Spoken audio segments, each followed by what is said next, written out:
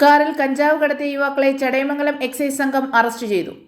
Onam special ഡ്രൈവിന്റെ ഭാഗമായി 25/8/2024 രാത്രി നടത്തിയ വാഹന പരിശോധനയിലാണ് KL 23U 2049 മാരുതി സ്വിഫ്റ്റ് വാഹനത്തിൽ 2 കിലോ കഞ്ചാവുമായി എത്തിയ സംഘം കുടുങ്ങിയത്.